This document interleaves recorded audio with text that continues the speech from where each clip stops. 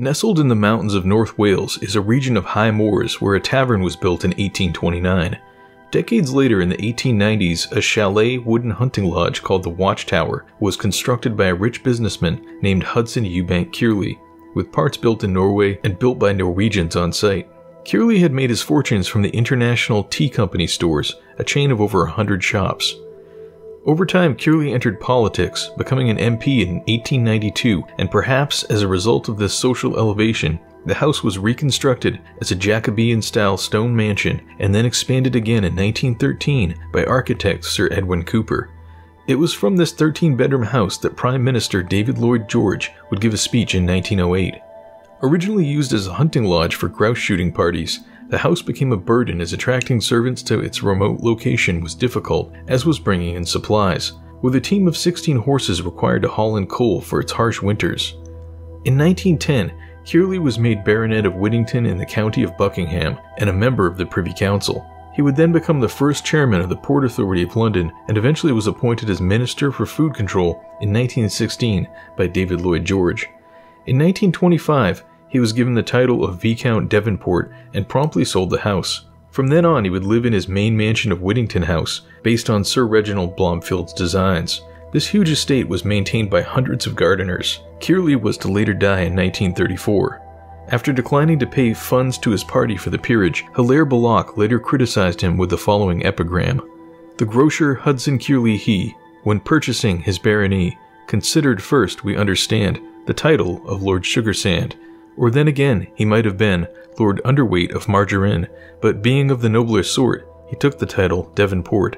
In 1953, the house had entered a decline and became home to groundkeeper Hugh Williams. Later in the 1960s, the house became vacant and the subject of a poem. Thorns and the blight of thistles own it, briars where there was once greatness. Today, a heavily ruined pile, it has become the residence of local legends of a tall glowing skeleton, strange noises and lights. And here it sits, still alone on the moor high above the surrounding villages, still commanding views worthy of its name, the Watchtower. At first unable to locate the mansion's ruins on the flat and empty moors, it became clear it stood ahead of us as we stumbled into the edge of an outdoor music festival.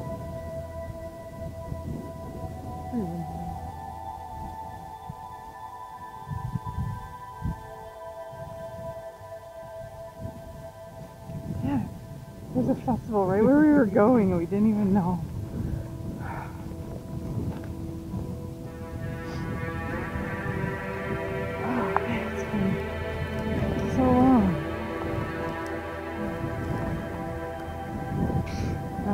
I don't care. Unlike you, I actually like reggae. Not a big jam band fan, but I'd dance to just about anything right now. It's got a beat.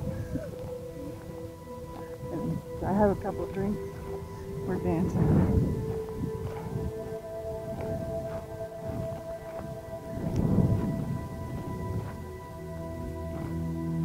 I'm just gonna go on this.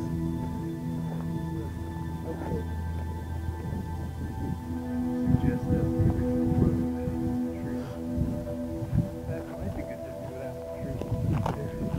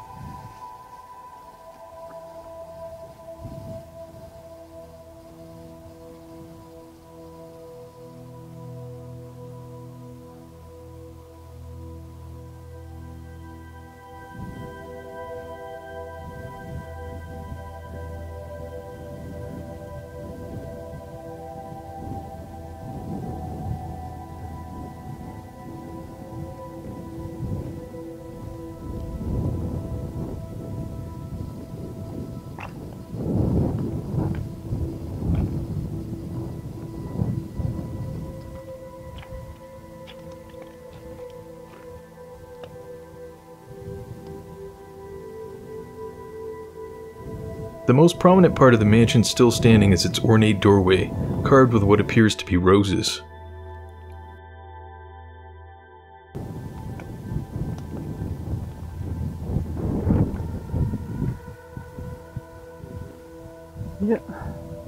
Yeah, everything. All the walls, basically. Still some boards. Looking like a bomb exploded, there is a pervading smell of burning here. It's apparent that the building's collapse was related to a large fire.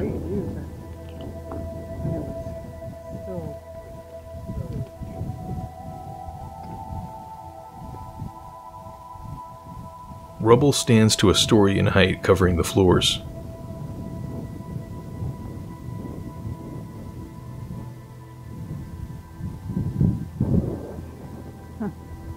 Yeah, it smells really smoky.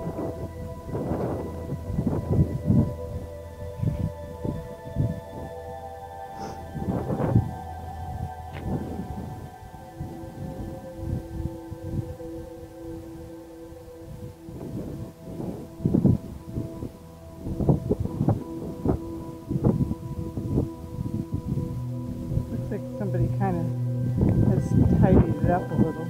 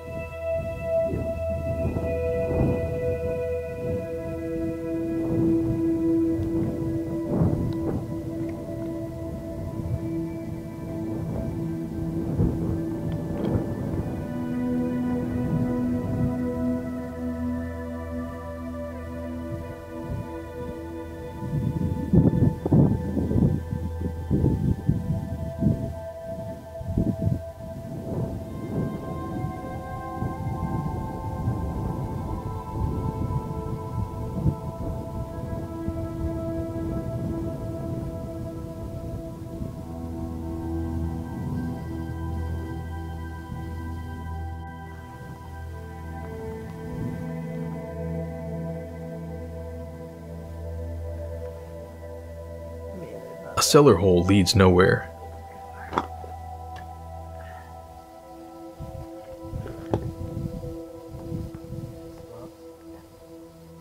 It's just rubble. Probably was a crawl space or else they filled it in with the bricks.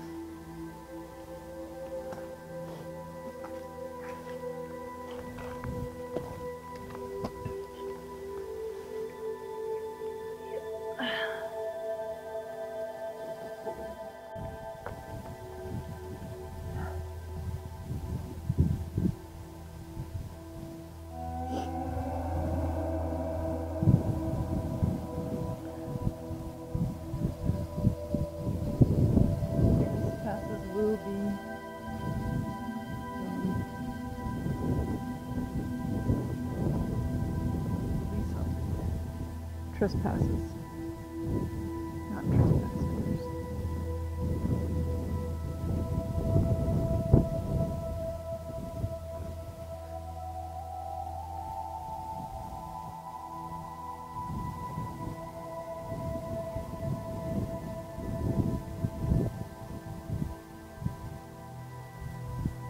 It was probably quite cool.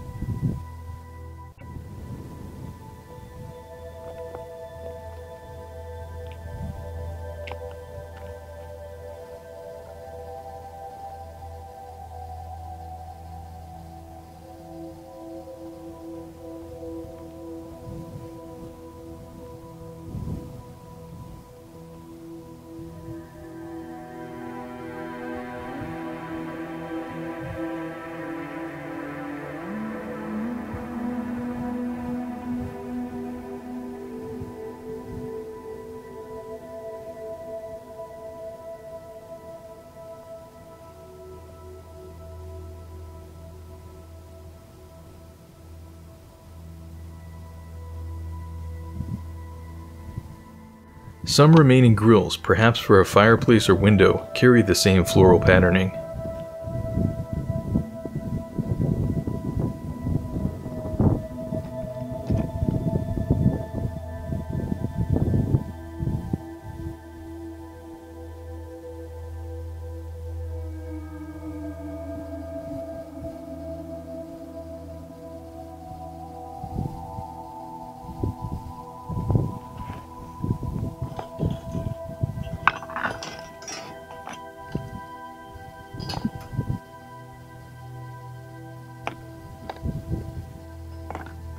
That's it for today's Explore. Join us next time as we examine an abandoned school and its mystery of missing students.